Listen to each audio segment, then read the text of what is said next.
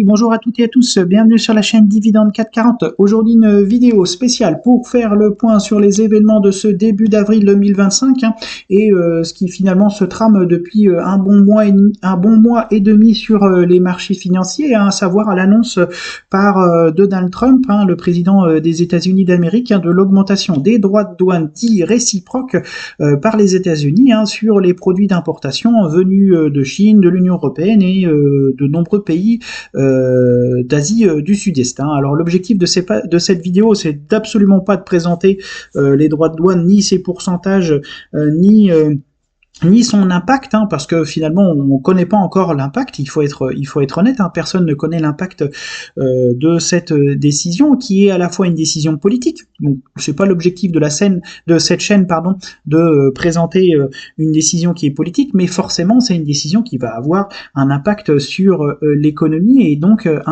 directement sur les marchés financiers et sur les finances des entreprises. Alors, ici, cette annonce évidemment a fait l'effet d'un choc. Alors, il faut absolument pas parler de crise là.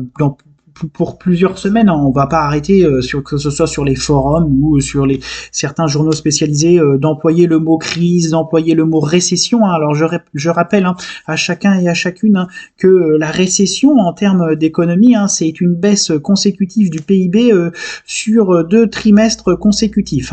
Non, mais il faut bien que tout à chacun ait cette définition en tête. Donc c'est la définition de l'OCDE et de l'INSEE d'ailleurs, et de l'OCDE, de l'ensemble des membres ici de l'OCDE. Alors pourquoi je rappelle cette définition? Parce que le mot récession, c'est comme le mot crack, on va pas arrêter de l'entendre, que ce soit sur les forums, sur les chaînes spécialisées ou sur les médias d'infos. On va pas arrêter d'entendre le mot récession. Alors je rappelle bien qu'une récession, c'est une baisse du PIB, donc le PIB d'un pays ou d'une région sur 2 trimestres consécutifs, à savoir 6 mois, une baisse de PIB. Alors aux États-Unis, on en est très loin. Le seul potentiel pays de l'Union européenne qui pourrait rentrer en récession et qui flirte avec les récessions, c'est l'Allemagne. Et la France, miraculeusement, on n'en est pas, donc il faudrait attendre dans 6 mois pour voir si nous sommes en récession, et exactement pour les autres pays européens qui ne sont absolument pas en zone récessive. Alors, soi-disant, on pourrait y être. Bon, ici c'est la petite parenthèse. Ne tombons pas dans le piège. Le mot récession, pour l'instant, n'existe pas dans l'économie mondiale. La Chine n'est pas en récession, les États-Unis sont loin d'être en récession, la France n'est pas en récession, je le répète, même si c'est un miracle, mais bon, c'est l'analyse économique ici de l'INSEE nous montre que nous sommes pas en récession, et les autres pays majeurs qui pèsent, que ce soit le Royaume-Uni ou le Japon, ne sont également pas ici en récession. Donc, soyons en tout cas, employons les bons mots et soyons lucides en tant que petits porteurs. Nous y sommes pas. Peut-être que nous y serons, mais pour l'instant, nous n'y sommes pas. Alors, pourquoi est l'objectif ici de cette vidéo? L'objectif, c'est un petit peu de prendre de la hauteur et de voir qu'est-ce qu'on peut faire en tant que petit porteur, en tant que petit investisseur dans ces moments de turbulence qui sont loin pour l'instant de krach boursier, mais de ce moment de turbulence où je pense, et je l'ai posté il y a quelques jours sur la chaîne, et je pense qu'il y a des possibilités d'entrée, surtout en ces périodes de détachement de dividendes sur le CAC 40, où on sait très bien que quasiment les 3/4 des entreprises du CAC 40 vont délivrer du dividende, vont délivrer leurs dividendes entre mai et juillet 2025, et à la suite de la baisse tout simplement des marchés, il y a des possibilités d'entrée pour pouvoir à la fois viser de la croissance et du dividende très rapidement, ce qui est plutôt, je pense, positif en tant que petit porteur. Alors déjà, ça c'est un bon point qui peut rassurer le petit porteur, c'est que les dividendes arrivent et il y a des opportunités d'entrée sur tout un tas de secteurs et tout un tas d'entreprises qui ont été, je pense, maltraitées depuis maintenant un bon mois injustement.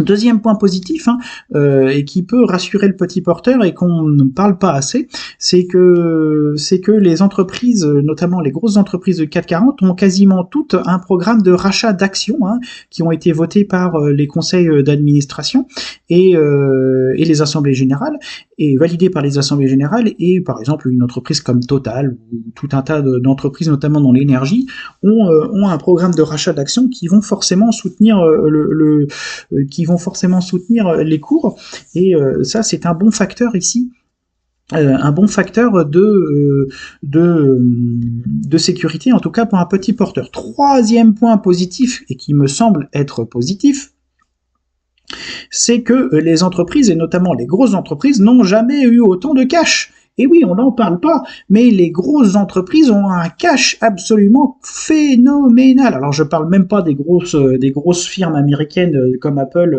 Microsoft ou Tesla ou n'importe quelle autre grosse big society, les 5 ou les 6 fantastiques ou les 7 fantastiques américaines, mais ils n'ont jamais eu autant de cash.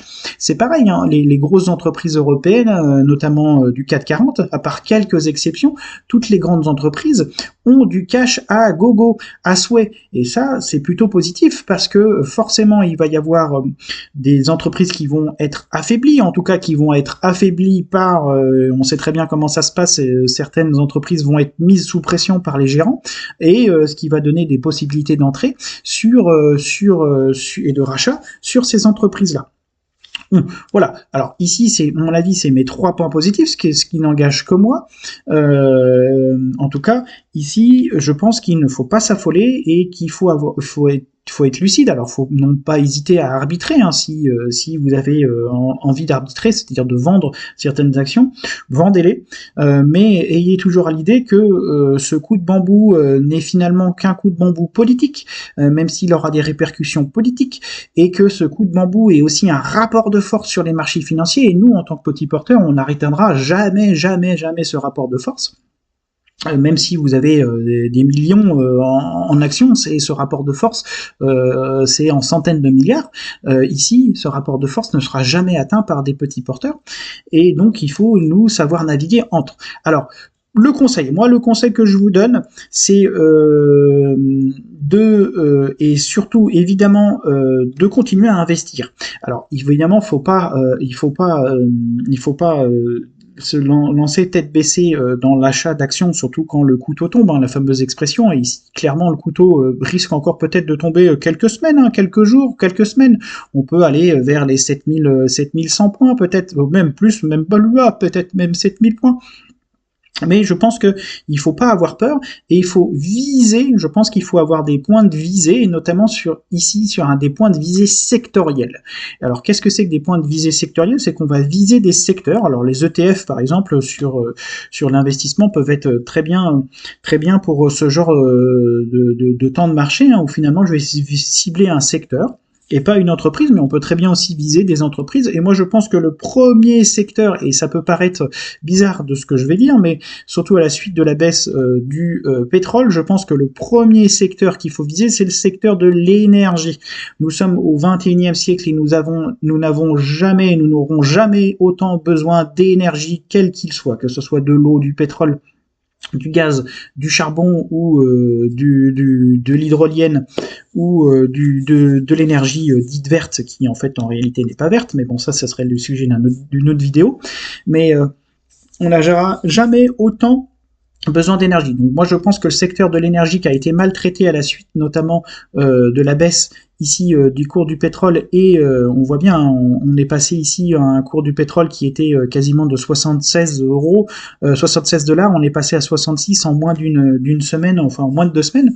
Donc on a baissé très fortement sur le marché pétrolier, mais je pense qu'il y a des opportunités d'achat sur le secteur pétrolier, et notamment sur le secteur, que ce soit les secteurs énergétiques et le deuxième secteur, et je maintiens cet achat, et très probablement je ferai une autre vidéo sur ces secteurs, c'est le secteur des télécoms et de l'eau.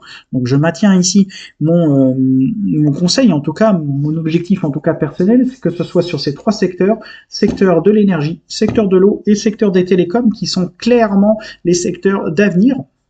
ici, en privilégiant évidemment toujours les grosses capitalisations en tant que petit porteur, c'est plus sécurisant.